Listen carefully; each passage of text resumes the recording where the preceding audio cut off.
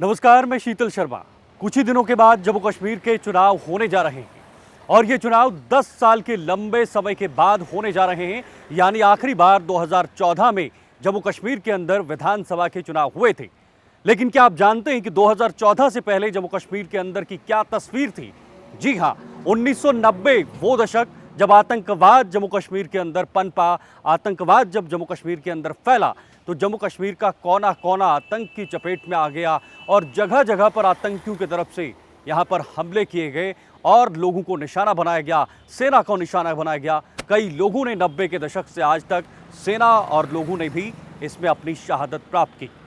लेकिन जब 2014 में प्रधानमंत्री मोदी के नेतृत्व में केंद्र में सत्ता संभाली गई और जम्मू कश्मीर के अंदर पीडीपी के साथ मिलकर सरकार बनाई तो जम्मू कश्मीर की तस्वीर एकदम से बदल गई। 2014 के बाद 2024 की तस्वीर पूरी तरह से बदलती हुई नजर आई और टेररिज्म पर नकेल कसी गई। 2014 में जब गठबंधन की सरकार बनी, 3 साल की ये सरकार चली, लेकिन 3 साल की सरकार चलने के बाद 2019 में धारा 370 को जम्मू कश्मीर से हटा दिया गया, जो जम्मू कश्मीर के लिए एक बहुत बड़ा कांटा था और ये कांटा चुभ भी रहा था। लेकिन इस कांटे को निकालने का काम बीजेपी ने किया और उसके बाद टेररिज्म पर नकेल कसी गई। पूरी तरह से आतंकवाद पर सफाया करने का एक जीरो टॉलरेंस के साथ नीति अपनाई गई। उसमें कई हद तक सफलता भी मिली। आतंकवाद, अलगाववाद या इस तरह की चीज़ें जो है उनको भी खत्म किया गया।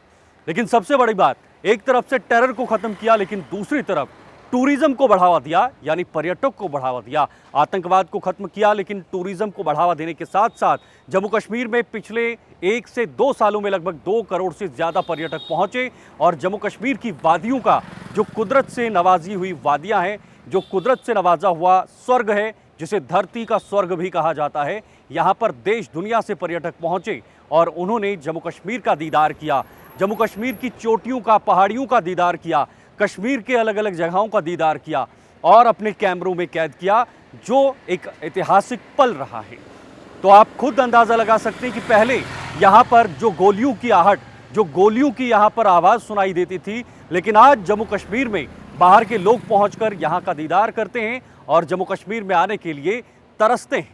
तो ये फ़र्क है 2014 से पहले किस तरह से जम्मू कश्मीर के अंदर टेररिज्म दिख रहा था, लेकिन 2014 के बाद किस तरह से जम्मू कश्मीर के अंदर टूरिज्म को बढ़ावा दिया जा रहा है और इस पर और भी काम किया जा रहा है। घोषणा पत्र के जरिए भी टूरिज्म को बढ़ावा देने की बात की गई है, पर्यटन को बढ़ावा देने की बात की गई है और उम्मीद है कि आने वाले समय में जब सरकार बनेगी तो इस पर और काम होगा और जब टूरिज्म बढ़ेगा तो जम्मू कश्मीर की अर्थव्यवस्था बढ़ेगी, जम्मू कश्मीर की इकोनॉमी में बढ़ावा मिलेगा और साथ साथ यहाँ के युवाओं को भी रोजगार मिलेगा।